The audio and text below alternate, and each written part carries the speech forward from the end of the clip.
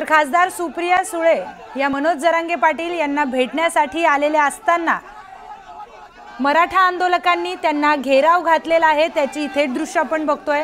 खासदार सुप्रिया सुळे या मनोज जरांगे पाटील यांना भेटण्यासाठी आझाद मैदानावर आल्या होत्या। त्यांनी त्यांच्या तब्येतीची विचारपूस केली। त्यानंतर त्या तिथून निघालेल्या असताना मराठा आंदोलक हे संतापले होते आणि त्यांनी घेराव घातला, त्यांच्या गाडीला घेराव घातला, गाडीवर बॉटल्स देखील फेटल्या। थेट जाऊयात आपले प्रतिनिधी श्रीकृष्ण आवटी यांच्याकडे। कृष्ण, नेमकं काय तिथे घडतंय?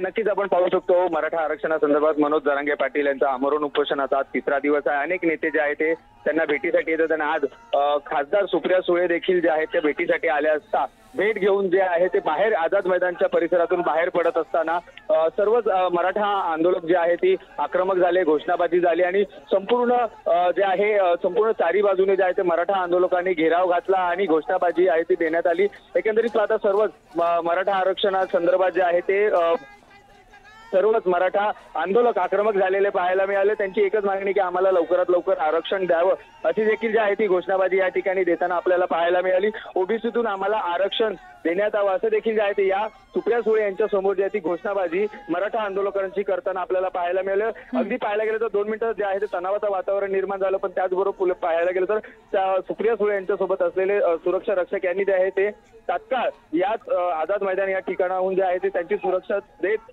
बाहेर निघालेले आपल्याला पाहायला मिळालं दृश्यांमध्ये।